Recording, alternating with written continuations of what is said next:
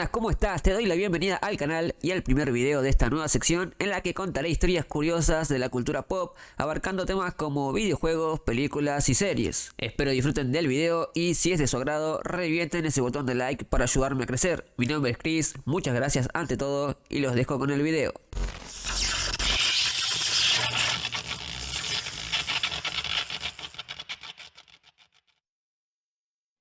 Corre el año 1987, Capcom en Japón lanza al mercado Street Fighter, un juego de peleas uno contra uno en el que manejamos a Ryu, un joven luchador de origen japonés quien participa de un torneo de artes marciales alrededor del mundo. Capcom trae un juego de luchas complejo de dominar pero divertido al fin, que siendo el primero en tener una cantidad de 6 botones de golpe sumado a la combinación de teclas para lanzar los movimientos especiales, plantaba las mecánicas principales para sus posteriores secuelas. Luego de 4 años llegó el turno de lanzar Street Fighter 2 y ahí fue cuando explotó todo.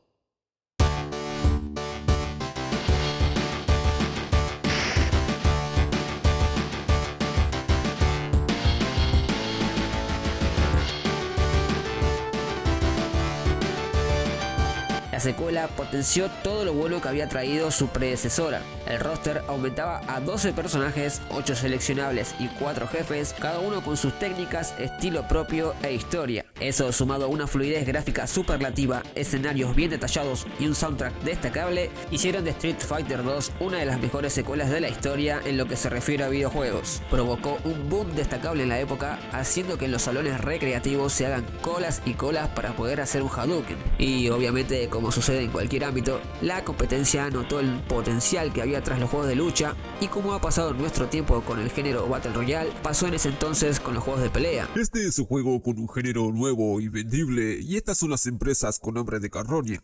Está Midway, Data East y esta precisidad es SNK. Esto es lo que sucede cuando quieren copiarse todos al mismo tiempo. Yo lo copié primero. Lo llamamos el síndrome del género explotado. Múltiples títulos de trompadas fueron saliendo con los años, inspirados por la saga de Ryu y compañía, muchos de ellos con sagas aún vigentes como Mortal Kombat o Tekken Fighters, que si bien eran juegos de lucha que compartían cierta esencia, la mayoría tenía cosas muy propias que los hacía destacarse. En el día de hoy no hablaremos de esos títulos, sino de uno en especial que fue más allá y no tuvo tapujos a la hora de calcar las ideas de Capcom.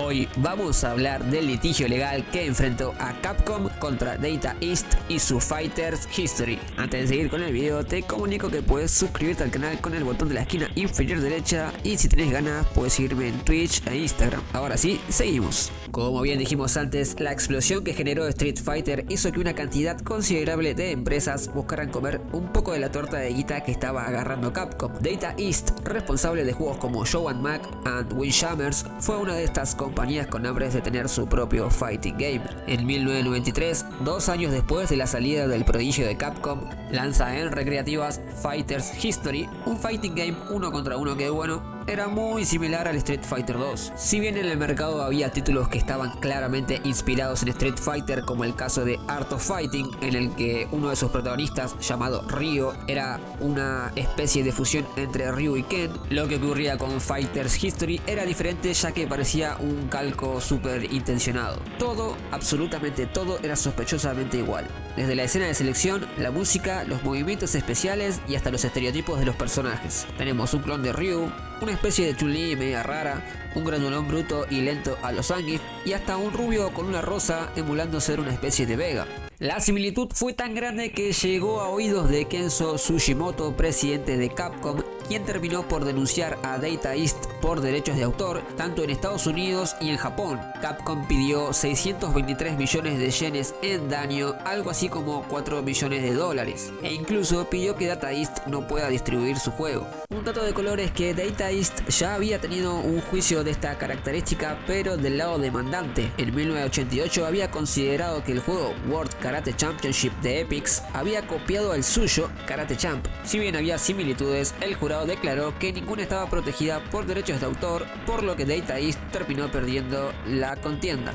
El juicio de Capcom a Data East se llevó a cabo el 31 de octubre de 1994 a cargo del juez William Orrick Jr. En los documentos de diseño de Fighter History había varias referencias que denotaban una intención clara de copiar al hijito de Capcom. Las bases de la demanda de Capcom eran que Data East había copiado 4 aristas de su título: personajes, movimientos, el input, o sea la forma de ejecutar las acciones, y los elementos gráficos como las barras de vida o los escenarios. Ahora, para que el juzgado decida si Data East copió Street Fighter o no, había que ver qué elementos estaban bajo la protección de derechos de autor. A fines de la década de 1980, los tribunales empezaron a ser menos estrictos respecto a los clones de videojuegos, teniendo en cuenta que hay muchos ítems que no pueden protegerse, ya que son elementos genéricos que pueden aparecer en la mayoría de los juegos. El tribunal señaló que si bien había 3 personajes y unos 5 movimientos que eran similares a los de Street Fighter 2, en el título de Capcom contaban con 12 personajes en total y 650 movimientos, en donde la gran mayoría eran golpes básicos como patadas y puños, que obviamente son improtegibles. Gran parte de Street Fighter 2 se basaba en personajes estereotipados y técnicas de lucha que formaban parte del dominio público y por lo tanto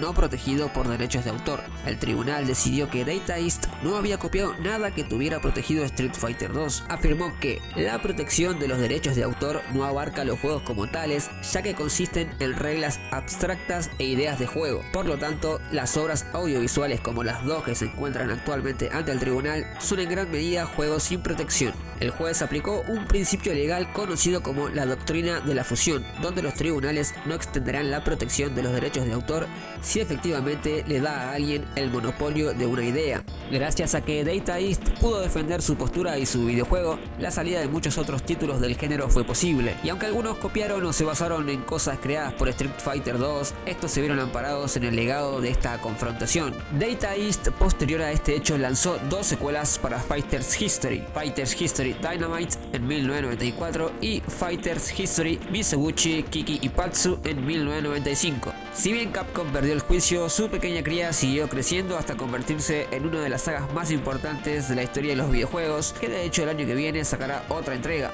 Street Fighter 6. A fin de cuentas, el único que seguro comió bosta fue el abogado de Capcom. ¿Estoy despedido?